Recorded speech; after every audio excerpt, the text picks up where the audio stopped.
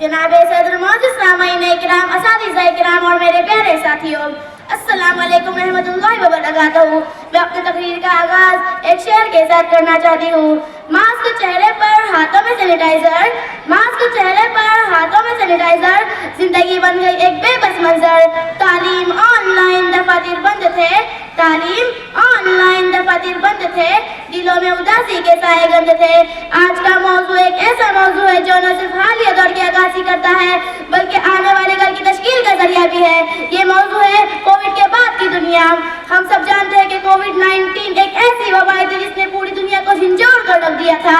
ये न सिर्फ एक वायरस था बल्कि एक आजमाइश थी, एक चैलेंज था और एक ऐसा सबक था जिसने जिंदगी के हर पहलू को बदल कर रख दिया।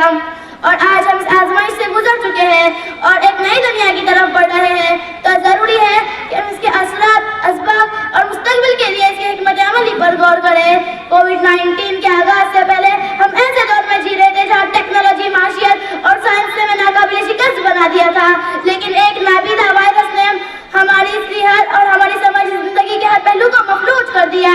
इसने ये साबित कर दिया कि इंसान अपनी तमाम तरक्की के बावजूद फितरत के सामने बेबस है। दुनिया ने देखा एक तूफान है वबा, दुनिया ने देखा एक तूफान है वबा, हर चेहरा छुपा, हर दिल में दफाफसा। जिंदगी रुक गई, गलियां खाली हुई, जिंदगी रुक गई, गलियां खाली हुई, रिश्तों में फासले, बातें मानिद हुई। मौजूद सामईन, कोविड ने हमारे समाज में गहरे नुकूश छोड़े और हमें यह भी समझ में आ गया कि खानदानी रिश्ते कितने कीमती होते हैं। हमने अपने घरों में वक्त गुजारा, अपने प्यारों के साथ अपने जिंदगी के लम्हे बांटे और समझा कि मादी चीजों से ज्यादा ताल्लुकात अहम है।